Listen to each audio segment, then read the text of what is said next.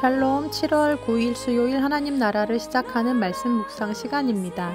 하나님께서 오늘 우리에게 주시는 말씀은 계시록 5장 1절에서 14절까지 말씀인데요. 오늘의 말씀을 젊은 삼누리 팔순의 이재관 집사님께서 봉독해 주시겠습니다. 하나님의 말씀을 경청하십시오. 내가 봄에 보좌 앉으신 이의 오른손에 두루마리가 있으니 안팎으로 솟고 7인으로 뽕하였더라. 또 봄에 힘이 있는 천사가 큰 음성으로 외치기를 누가 그 두루마리를 펴며 그 인을 떼기에 합당하냐 하니 하늘 위에나 땅 위에나 땅 아래에 등이 그 두루마리를 펴거나 보거나 할 자가 없더라. 그 두루마리를 펴거나 보거나 하기에 합당한 자가 보이지 아니하기로 내가 크게 울었더니 장로 중 한 사람이 내게 말하되 울지 말라. 유다 지파의 사자 다윗의 뿌리가 이겼으니 그 두루마리와 그 7인을 떼시리라. 내가 또 보니 보좌와 내 생물과 장로들 사이에 한 어린 양이 서 있는데 일찍이 죽임을 당한 것 같더라. 그에게 7뿔과 7눈이 있으니 이 눈들은 온 땅에 보내심을 받은 하나님의 7영이더라. 그 어린 양이 나와서 보좌에 앉으신 이의 오른손에서 두루마리를 취하시니라. 그 두루마리를 취하심에 내 생물과 24장로들이 그 어린 양 앞에 엎드려 각각 검은 거와 향이 가득한 금 대접을 가졌으니 이 향은 성도의 기도들이라. 그들이 새 노래를 불러 이르되 두루마리를 가지시고 그 인봉을 떼기에 합당하시도다. 일찍이 죽임을 당하사 각 족속과 방언과 백성과 나라 가운데서 사람들을 피로 사서 하나님께 드리시고 그들로 우리 하나님 앞에서 나라와 제사장들을 삼으셨으니 그들이 땅에서 왕노릇 하리로다 하더라. 내가 또 보고 들음에 보좌와 생물들과 장로들을 둘러싼 많은 천사의 음성이 있으니 그 수가 만만이요 천천이라. 큰 음성으로 이르되 죽임을 당하신 어린 양은 능력과 부와 지혜와 힘과 존귀와 영광과 찬송을 받으시기에 합당하도다 하더라. 내가 또 들으니 하늘 위에와 땅 위에와 땅 아래와 바다 위에와 또 그 가운데 모든 피조물이 이르되 보좌에 앉으신 이와 어린 양에게 찬송과 존귀와 영광과 권능을 세세토록 돌릴지어다 하니 내 생물이 이르되 아멘 하고 장로들은 엎드려 경배하더라. 아멘. 혹시 드라마나 영화를 보면서 결말을 알고 있는 사람과 아직 모르는 사람의 차이를 느껴보신 적이 있으신가요? 결말을 아는 사람은 주인공이 아무리 위기를 맞이하고 상황들이 꼬이고 지지부진하게 전개가 흘러가도 크게 긴장을 하거나 요동하지 않습니다. 왜냐하면 결말을 알기 때문입니다. 하지만 결말을 모르는 사람은 다릅니다. 다음 전개가 어떻게 흘러갈지, 이 문제는 도대체 어떻게 해결이 되는 건지 등장인물들과 똑같이 동시간대 감정을 느끼면서 손에 땀을 쥐고 볼 수밖에 없죠. 그런데 우리 인생의 드라마도 똑같습니다. 우리는 결말을 모르는 드라마를 살아갑니다. 그러다 보니 우리의 감정은 수시로 요동을 치고 상황에 따라 낙심하고 걱정하고 절망할 때가 많죠. 지나놓고 보니 큰아이가 많이 아프고 방황하던 시절 엄마는 보이지 않는 탯줄이 연결되어 있어서 그런지 같이 아프고 힘들고 아이의 상태에 따라 똑같이 롤러코스터를 탔던 것 같습니다. 그런데 그러한 힘든 시간들이 지나 아이가 학교로 복귀한 뒤에 어느 날엔가 새벽 일찍이 학교를 가기 위해 지하철역을 데려다 줬는데 깜깜한 새벽에 무거운 책가방을 메고 지하철역으로 들어가는 아이의 뒷모습을 보면서 눈물이 핑 돌았던 적이 있습니다. 나에게는 절대 꿈꿀 수 없었고 기대할 수 없었던 오늘이 주어졌음에 그런데 그 오늘을 하나님은 이미 보고 계셨겠구나. 하나님은 이미 알고 계셨겠구나. 그런 생각이 드니까 저의 작은 믿음이 너무나 부끄럽게 느껴졌더랬습니다. 맞습니다. 우리는 내일을 모르는 드라마를 써가면서 막막한 바다를 항해하는 듯 순간순간 만나게 되는 풍랑과 파도에 고립돼서 마음들이 무너지는 순간들이 있습니다. 오늘 말씀 속의 사도 요한도 그러했습니다. 요한은 지금 유배를 당해 반모섬에 홀로 있습니다. 교회는 핍박을 당하고 성도들은 어려움을 당하고 상황은 점점 더 어려워지고 있죠. 끌려가 매를 맞고 가정과 또 사회에서 내처짐을 당하고 더 나아가 순교를 당하는 사람들이 늘어나면서 배교자들도 늘어납니다. 하지만 이 상황 속에서 더 암울한 건 이 상황이 언제 끝날는지 모른다는 것입니다. 아니, 이렇게 견디다 보면 끝이 있긴 하는 건지, 결국 우리에게 소망은 있는 건지 조금이라도 알 수 있고 확신이 있다면 좋겠지만 그 믿음이 쉽게 생겨나는 상황이 아닙니다. 그 절망적인 현실 속에서 요한은 이때 환상을 하나 보게 되죠. 보좌에 앉으신 하나님이 보이고 그 손에 들린 두루마리 하나가 눈에 들어옵니다. 앞뒤로 무엇인가 빼곡히 적혀져 있어 저게 하나님의 구원의 비밀이 적힌 책이구나, 하나님의 뜻과 역사가 기록되어 있는 책이구나 라는 건 단번에 알아챘는데, 안타까운 사실은 그 책이 7인으로 단단하게 봉해져 있다는 것입니다. 계시록은 상징이 많이 들어가 있는 책이죠. 두루마리가 봉해져 있다는 건 이 땅을 향한 하나님의 뜻이 아직 실현되지 않았다는 뜻이고, 또 교회를 향한 하나님의 구원 계획이 멈춰져 있다는 걸 뜻합니다. 그런데 더 큰 문제는 지금도 그렇지만 앞으로도 그 봉인을 풀 만한 자격과 능력을 갖춘 사람이 아무도 없다는 거죠. 그래서 3절과 4절 말씀에 보니 이런 기록이 있습니다. 그러나 두루마리를 펴거나 그것을 볼 수 있는 이는 하늘에도 없고 땅 위에도 없고 땅 아래에도 없었습니다. 이 두루마리를 펴거나 볼 자격이 있는 이가 하나도 보이지 않으므로 나는 슬피 울었습니다. 네, 사도 요한이 이 절망적인 상황을 보고는 가슴이 아파옵니다. 펑펑 목 놓아 옵니다. 빨리 뭐라도 알았으면 좋겠는데, 빨리 내가 간절히 바라는 그 하나님의 구원이 이루어지면 좋겠는데, 그게 언제 일런지, 또 그 일이 이루어지긴 하는 건지 당최 알 수가 없는 겁니다. 그런데 그 순간 보좌 곁에 서 있던 장로들 가운데 한 사람이 요한에게 이렇게 이야기하죠. 5절 말씀입니다.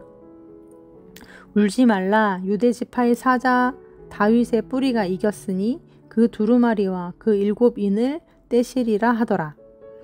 네, 그 소리와 함께 요한의 눈이 씻겨지니 그 보좌와 네 생물과 장로들 사이에 한 어린 양이 서 있는 것이 눈에 들어오는데, 일찍이 죽임을 당한 것 같은 모습에 머리에는 7뿔과 7눈이 달린 그 어린 양이 눈에 들어오죠. 7뿔은 하나님의 완벽한 권능이고 7눈은 온 땅에 보내심을 받은 하나님의 7영으로 자기 백성들을 외면하지 않으시고 언제나 함께하고 계시는 하나님의 보호를 가리킵니다. 그런데 우리가 여기에서 주목해서 보아야 하는 것은 이 말씀 속에 등장하고 있는 단어들의 시제입니다. 요한은 이 암울한 작금의 현실을 바라보면서 울었지만 장로는 그러한 요한을 바라보며 담대하게 울지 말라고 외치죠. 그럴 수 있었던 이유는 유대 지파의 사자 다윗의 뿌리가 이겼고 이미 하나님의 아들 예수 그리스도께서 하나님의 뜻을 받들어 사랑하는 당신의 자녀들을 위해 죽으셨다는 걸 알기 때문입니다. 잘 보십시오. 보고 울었다는 건 현재형입니다. 하지만 우리 주님이 이기셨고 죽으셨다는 건 과거형이죠. 9절 말씀에 보면 그래서 그분이 자신의 핏값으로 모든 사람들을 사셔서 하나님께 드리셨다라고 나옵니다. 이 역시 과거형이죠. 그리고 그분이 이미 이루신 일들에 대한 결과로 이제 그들에게 주어질 미래가 예언되어 있는데 10절 말씀에 이렇게 기록되어 있습니다. 그들로 우리 하나님 앞에서 나라와 제사장들을 삼으셨으니 그들이 땅에서 왕노릇 하리로다 하더라. 아멘. 놀라운 반전이죠. 꿈꿀 수 없는 미래이고 도저히 상상이 안 되는 앞날에 대한 이야기입니다. 무서운 로마의 권력이 아니라 우리가 이 땅의 왕이라고 하시니까요. 자유인의 신분을 넘어 우리가 세상을 지배하는 자들이 될 것이라고 하는 말씀이 이 요한의 귀에 들려옵니다.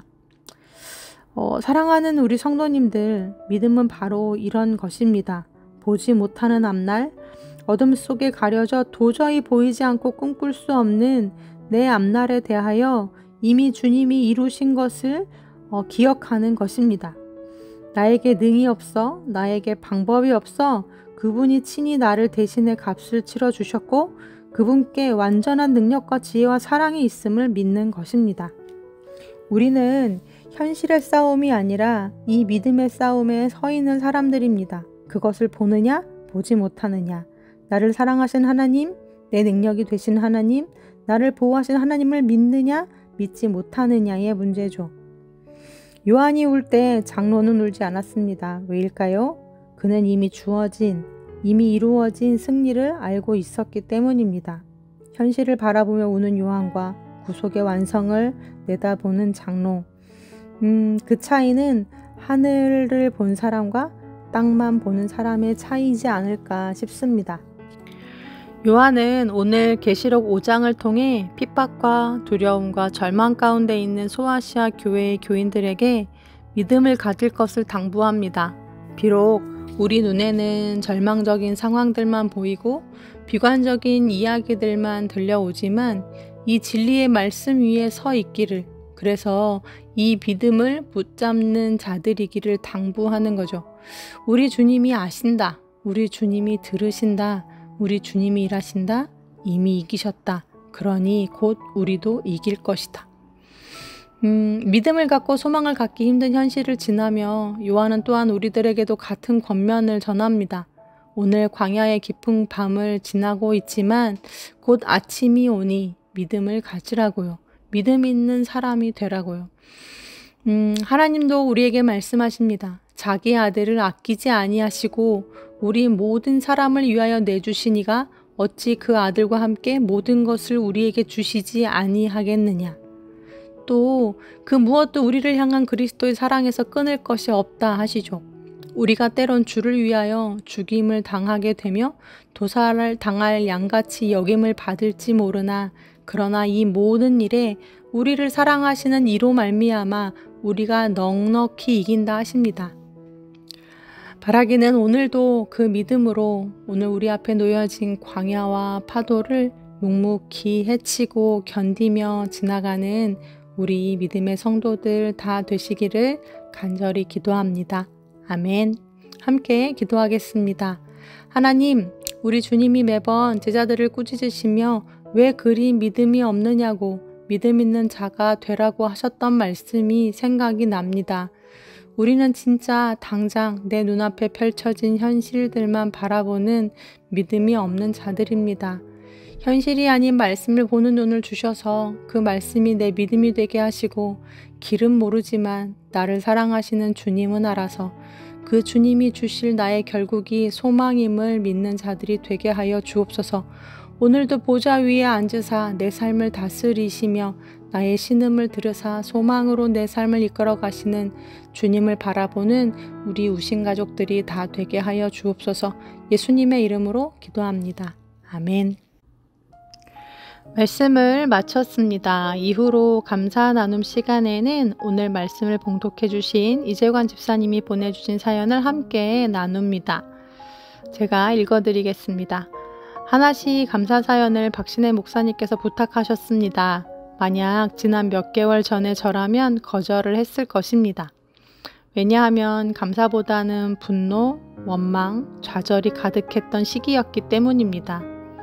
염색체 결실로 또래 아이들보다 느린 아이에게 아내와 저는 저희 부모님보다 더 많이 사랑하고 최선을 다해 돌봤다고 생각했는데 전혀 나아지지 않는 모습을 보며 깊은 좌절감을 느꼈습니다. 아이의 문제가 나 때문인가 하는 자책감도 들었습니다. 설상가상으로 어머니가 한평생을 고생하며 어렵게 모아놓은 돈이 한순간에 사라지는 것을 보며 한평생 하나님을 위해 살아온 어머니에게 왜 이런 고난을 주시는지 하나님에 대한 원망과 그로 인한 허탈감이 저를 깊은 구덩이에 빠져들게 하였습니다. 한어시를 통해 들려오는 감사 사연은 상대적 박탈감마저 느끼게 되었습니다. 물론 저보다 더 어려운 상황을 믿음으로 이겨낸 귀한 감사였겠지만 저에게는 큰 감흥이 없었습니다. 내 삶에 큰 기적을 바라지도 않았고 큰 파도 없이 잔잔하게 살고 싶었는데 이게 큰 욕심이었는지 묻고 싶었습니다. 그런 상황들도 시간이 흘러 그때의 감정과 기억이 희미해지니 때를 돌아보게 되었습니다. 그런 어려움 속에 하나님은 날 그냥 내버려뒀을까? 그때 문득 아내가 생각이 났습니다. 아내가 함께 있었구나. 혼자서 그걸 감당하려고 했다면 견뎌낼 수 있었을까 하는 생각이 들었습니다. 물론 아내도 많이 힘들었겠죠. 그렇지만 일어난 일에 대해 우리는 할 수 있는 게 없다는 걸 받아들이고 하루하루 견디며 살아보자는 아내의 말이 힘이 되었던 것 같습니다. 어려운 상황 가운데 날 내버려 두시는 하나님이 원망스러웠지만 그런 하나님이 아내를 저에게 보내주신 거였다는 생각이 들었습니다. 어린 시절 자존감 낮고 세상을 부정적으로만 바라보고 살고 있던 제가 아내를 만나 참 많이 바뀌었다는 생각이 들었습니다.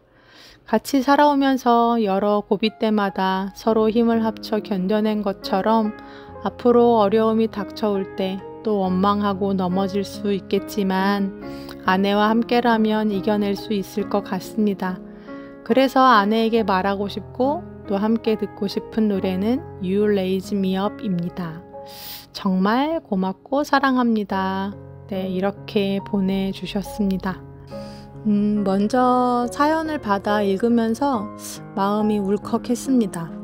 집사님의 그간의 상황들과 형편을 알기에 이 글을 쓰기까지 얼마나 많은 갈등과 또 부대낌이 있으셨을지 짐작이 가고 또 그 속에서 하나님이 눈을 열어주셔서 왜 감사한 게 없니? 바로 네 옆에 있잖아 라고 말씀해 주시고 깨닫게 해주셔서 그 고백을 나눠주심에 참 감사하고 감동이 되었기 때문입니다.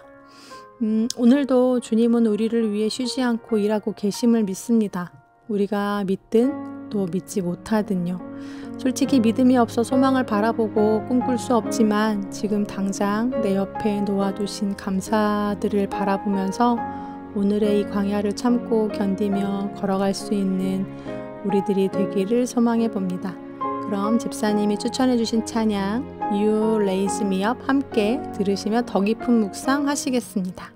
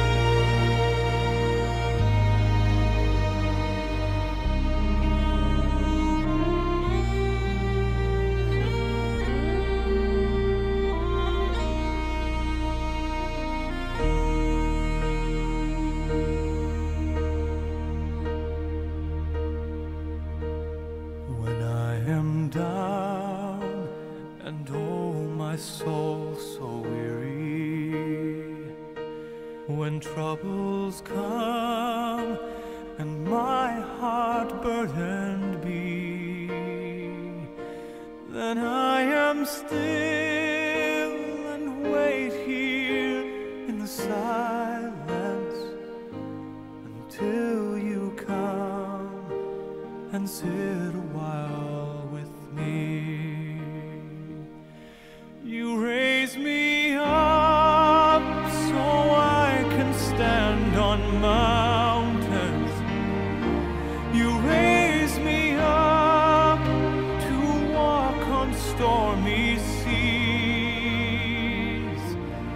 I am strong when I am on your shoulders. You raise me up to more than I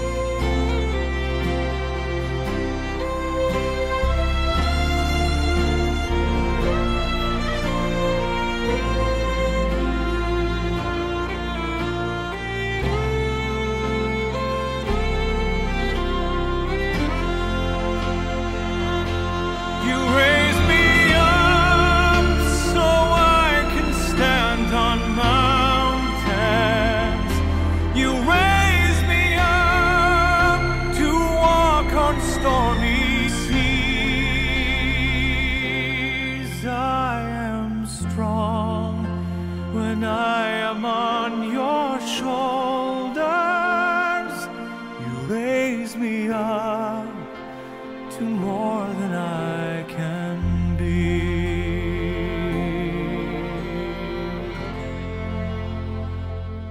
You raise me up so I can stand on mountains. You raise me up to walk on stormy seas.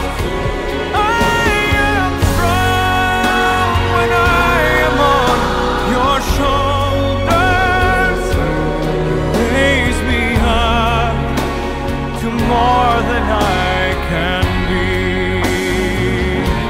You raise me up so I can stand on mountains.